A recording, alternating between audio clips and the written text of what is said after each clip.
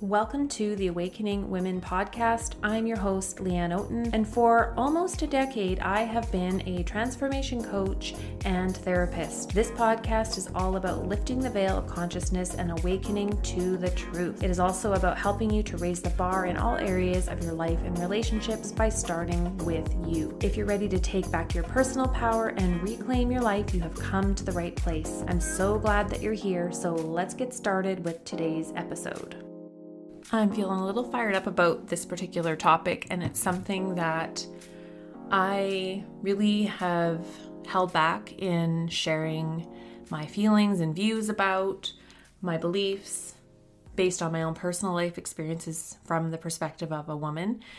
And I have always been into the feminism movement, not maybe to the degree where it becomes like an entire like left wing, right wing type of intensity where I'm going to fight to the death with every ounce of my being to stand by every single thing that feminism is about. So I can't claim to be that in depth into it, but I do lean toward a lot of what it's about and behind the scenes, reading things about it, learning about it. It inspires me. I do think it can go to the extreme as with anything. If we didn't learn that from the whole COVID thing and the vaccination versus non-vaccination and all that, it is also to do with the Black Lives Matter and the different views on all different sides and how everybody brought something different to the table or different views.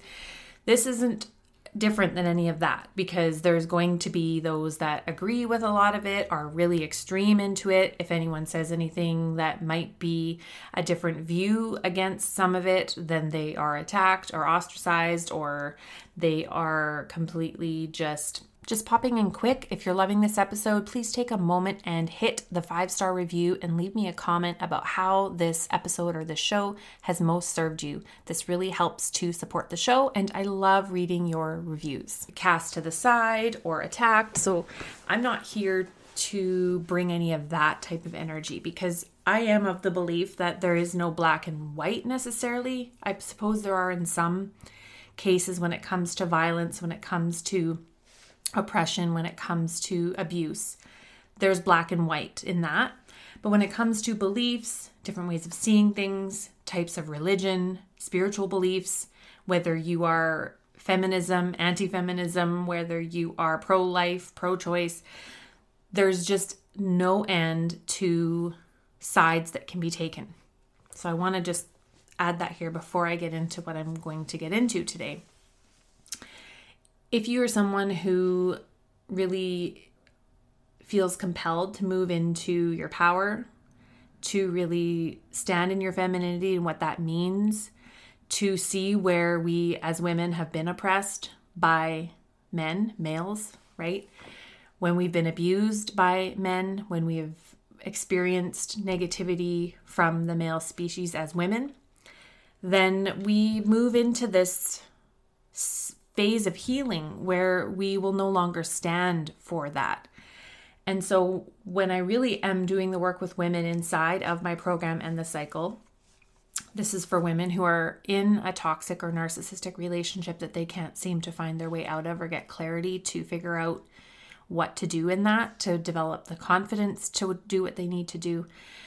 What I'm really doing in essence in the program, without calling it what it is that we are stepping into our feminine, that we are owning and claiming our power as women, and we are pushing against, moving away from oppressive energy from a man or anyone really, because it can happen in with parents and friends and that sort of thing. But typically when we're speaking of this, we're talking about patriarchy, we're talking about misogyny, we're talking about sexism, and we're talking about men who see women as a lesser gender and that they think they are entitled to oppress and abuse and control and manipulate women. I remember seeing something many years ago, I think it was even from a guy that said, hey guys, if you wouldn't say or do this to a big burly dude that's 3 times your size, Why are you saying or doing it to a woman that you know can't fight back, right?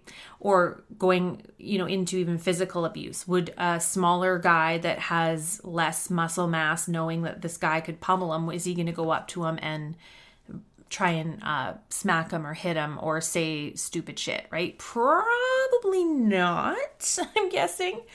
So that's a really good litmus test right there to the fact that men generally think they can get away with a lot more with a woman because they are stronger. We as women generally are not built the same way as men. That's just how it is.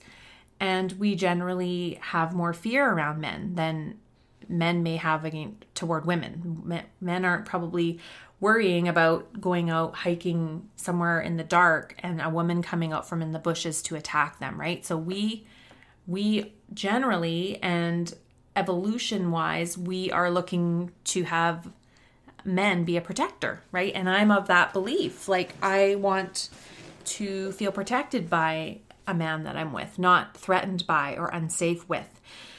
I think as we go through experiencing the opposite, we step into more of what we want and what we won't tolerate.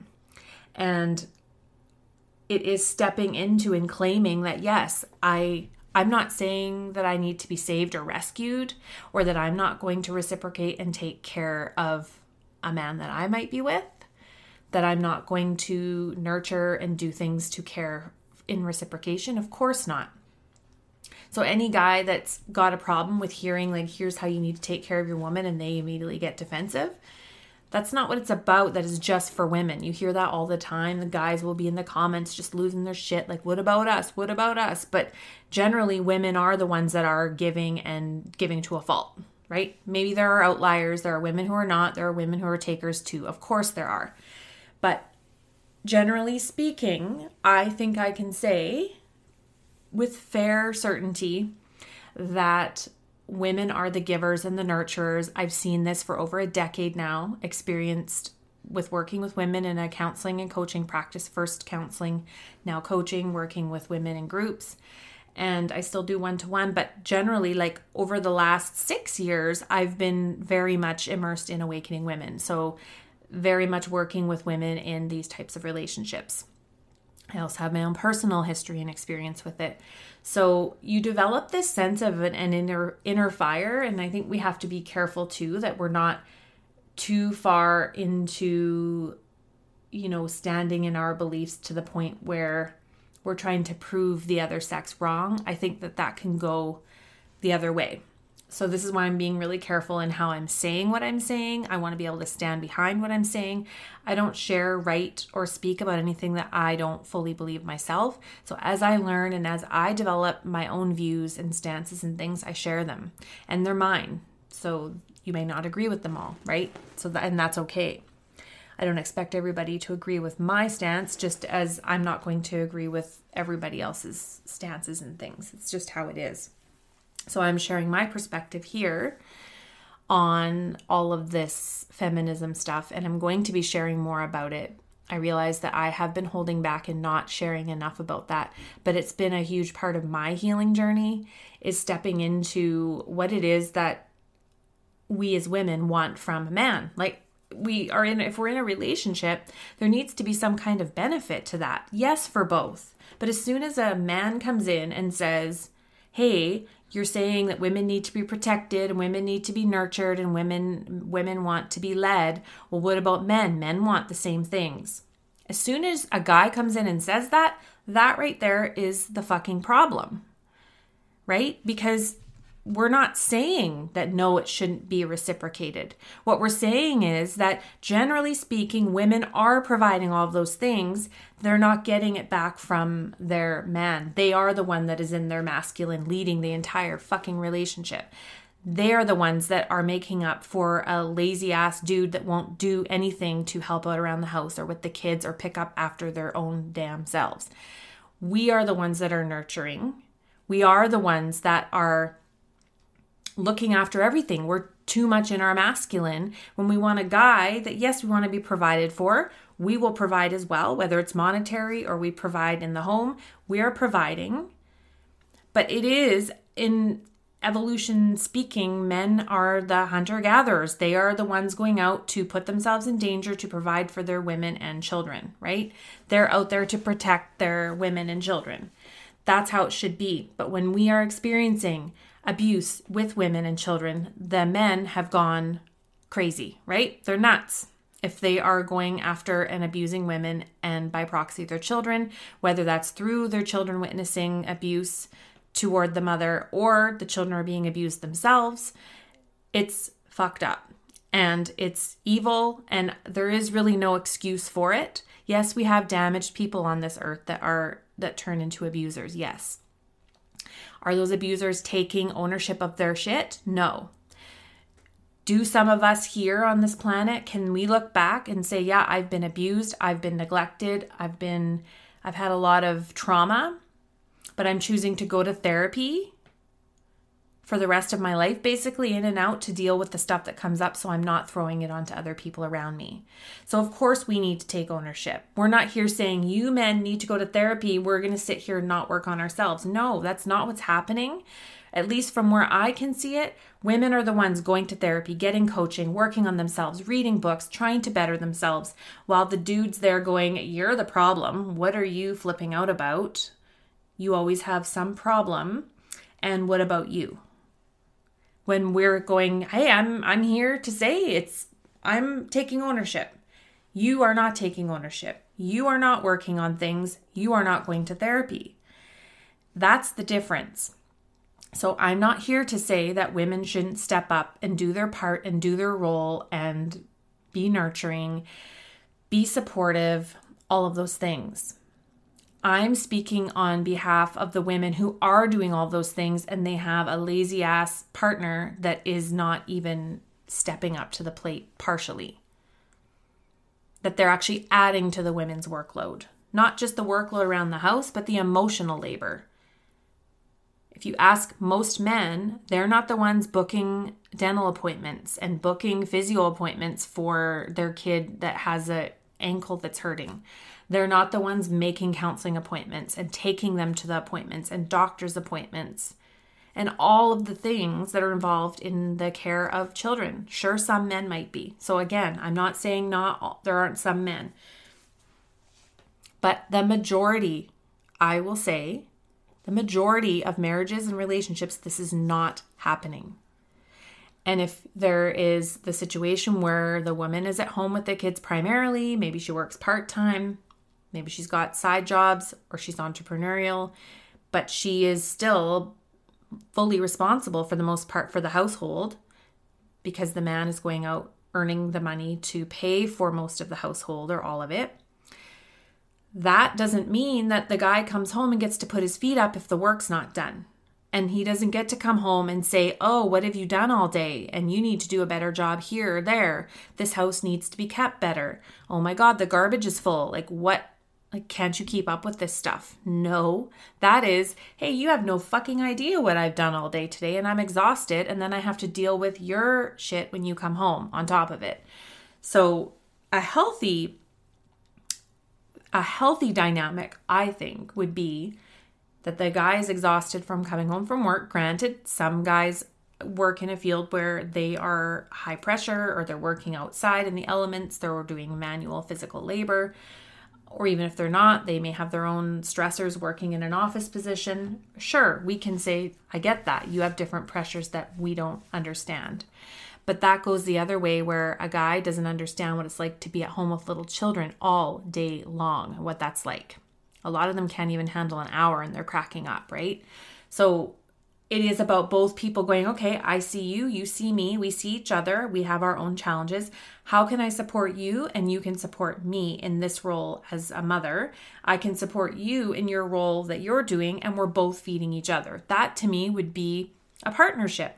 Hey, you've been at home with the kids all day. I'm really exhausted. Can I just go, after we've checked in, can I just go watch 30 minutes of TV or go for a run or do whatever it is that they might need to do? And then I'm going to come home and I'm going to be fully present to finish whatever needs to be done tonight. What needs doing, what didn't get done that we can both do together, and then hopefully have a little bit of time that we can relax together and connect, right? I think that would be the best of both worlds. But that is not what is happening in the majority of relationships. If you're listening, I know that you are under that umbrella, that is not what is happening. So I think this needs to be spoken to a lot more. This is not about hating men and bashing men, not at all, right? Otherwise, we would be just as bad. That's not what I'm here to say. I'm here to say that when we're talking about equality, we're not talking about that men and women are the same. It's not seeing any as better or less than in the first place, but it is seeing that, yeah, there are some pretty solid gender roles that have come into play. What ones do I like and which ones do I not like? What gender roles serve me or don't? What gender roles serve my partner and what don't? Those are things to talk about in a healthy relationship. Those are not things to talk about in an abusive relationship where you're being oppressed and controlled and manipulated. And so that's why I want to have the conversation here, because I believe, like in my own healing journey, when I look at it over the span of, I just turned 46, and my span of being in relationships since a very young age, is when I can see that the things that have happened that were harmful, it was because it was a man inflicting it upon me. When I can see that. And me, and this is probably something you can relate to, putting up with that, making excuses for that, minimizing it, rationalizing it, being understanding, being compassionate. I love him, so I can put up with this, and maybe we can change this, and maybe you can work on this, and this, so that you're not hurting me so deeply. I'm going to go to therapy and deal with all the pain I'm dealing with in this relationship because it's so undeniably impossible to deal with. I'm going to go deal with that. But here, you need to be dealing with this 10 other things. And then we do this for 5, 10, 15, 20 years where nothing is actually changing. They're not doing their work. We are the ones going to deal with the trauma that we're dealing with being in that dynamic. And then we're blamed for everything. So that is where women need to stand up and say no more to that. All right, so I went off a little further on that tangent than I intended, so I've already gone in by about 16 minutes. But what I wanted to talk about in this episode was a post that really, I posted it on Instagram and it took off quite quickly. And it was this: women don't leave unhappy marriages. And I've been polling some of you. I've been polling our private Facebook group. I polled the Instagram community to get more on, okay, so why do women leave marriages, coming from the perspective of what made you finally leave? And of course, there's an array of different reasons why, but the gist of it is that we don't leave just because we're unhappy. We will underturn every single rock and stone typically to find out why we're unhappy, fix ourselves, go to therapy, do self-care, go to the gym, balance our lives, take care of ourselves, eat well. We will do everything that we possibly can through personal growth, personal development, to make ourselves happier before we will ever want to leave a marriage with kids and a home and a relationship. We don't want to do that. And it's to a fault that we don't want to do that because we stay far too long hoping that change will happen because we don't want to do that. Women don't just get up and leave one day. We put up with a lot of shit before we get to that level. So that's what the post preface was all about. So some of the slides that I shared was that, as when a lot of these are from words of actual women who responded to this, is they leave after experiencing decades of lying, manipulation, laziness, when they play the victim and act more like another child than a partner, gaslighting, love bombing, and disengagement. They leave when they're the only ones who are growing and taking accountability. They leave when they feel unappreciated, unsupported, undervalued, and unimportant. They leave when they get tired of parenting their partner. They leave when they finally realize they deserve so much more than scraps. They leave when they see they're the only ones who give a shit about the relationship. They leave when they hit absolute rock bottom and have nothing left to give. They leave when they've given a million chances. And there's more coming, so perhaps there might be a part 2 to this because I'm opening up this discussion. I think it's a very important one. And yes, of course, men leave marriages that are not happy and healthy. Yes, they do. But I am of the belief that the majority is that women are going to therapy, trying to better themselves. They're in an abusive relationship that's hidden abuse, not necessarily physical. It's very covert, subtle abuse and control and manipulation. And they're trying to do everything they can to make it work, because the last thing they want to do is break up the family. And it's put on them that they're the ones breaking up the family if they leave, right? And I think that this is a massive, massive, massive issue. It's a core issue as to, number one, abuse against women from a man is already misogyny. It's already sexism, as I just said, because most dudes are not going to treat a guy that's 2 or 3 times their size the way that they treat you, because they know they're going to get pummeled, right? Already we have that stacked against us, typically as women, because we are not always. Sometimes the guy is smaller than the woman, of course. But even then, they are built differently. They have more muscle mass, all of that. They can be intimidating because they're a man already. They have that. They can be intimidating to a woman. But can a woman intimidate a man? Sure, maybe. If she's bigger, if she has a weapon, or she's physically harming him and he's scared of her, I guess. But again, I think that that's the minority. And I'm not really here to speak to that. I am trying to have a balanced view in this and a balanced perspective.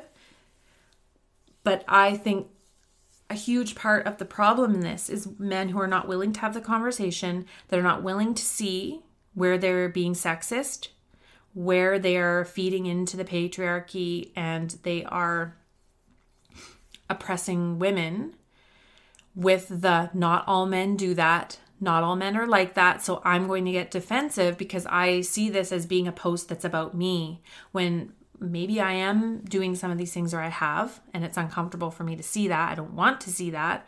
Or it's, hey, I'm not like that, so I'm getting defensive, and you're putting me in this same bucket, which is not what's happening.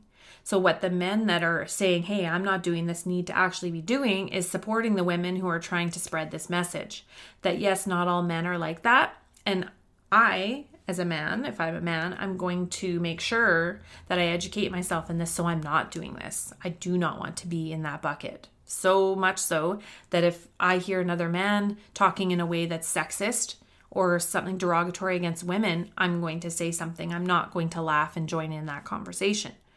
I don't want to be that man, so here's what I'm going to do about it. Instead of not all men getting in the comments or saying not all men are like this, or what about men too? Women can be this way too. That's not helping with this feminism stuff. It's not helping with misogyny. It's not helping with the patriarchy.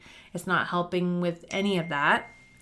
So if there is a man that really believes that, you're listening to this, or you're a woman and you want to send this to a guy in your life, it's not about that. So if you really are not like that, then what are you going to do about it to show you're not like that, instead of just saying you're not like that and getting defensive? It's a big topic, can of worms, I know. I just felt really fired up, and I think that I have been cocooning for the last I'd say over at least the last year, maybe year and a half, and really doing my own work, really getting clear on where I need to change, where I need to stand more in my power, where I need to stop being the nice girl and do what is right to stand up for myself and even for my own girls. And where I have allowed myself, where and when I've allowed myself to have my boundaries trampled, where I've allowed myself to be oppressed or controlled, or where I have deferred to someone else's opinion or beliefs and kind of dismissed my own, instead of going, wait a second, no, I can agree with you in this part, but not this part. Or here's who I am, this is what I stand for, instead of like, oh, I'm going to water down what I stand for so I don't offend you, or so I don't diminish you in some way, because I'm standing firmly in what I believe and what I need.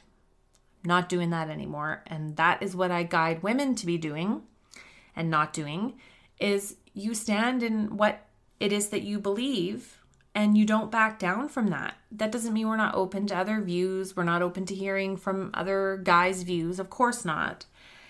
But not to the degree where we're talked out of what we fully stand for.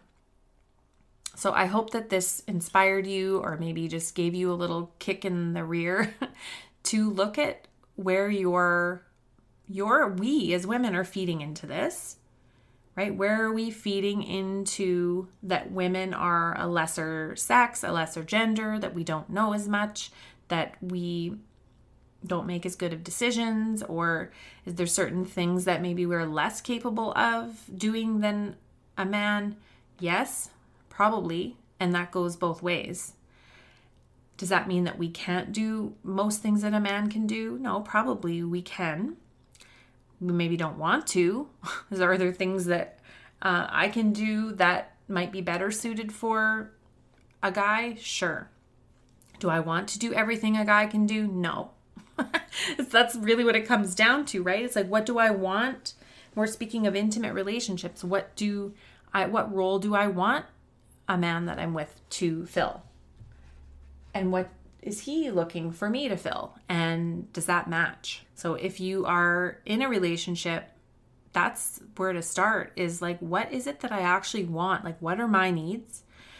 What are the things I'm responsible for meeting within myself? And what are the things that I want a man to fill or to fulfill? Because if there isn't something, then why are we even doing this in the first place? And yes, that goes both ways. We're feeding each other. And each person has their own beliefs and their own standpoints for sure. But I don't believe that anyone should feel disrespected, belittled, minimized, dismissed, diminished in the relationship. And that boundaries on both ends need to be honored, that both people's opinions need to be honored and feelings need to be honored and taken seriously.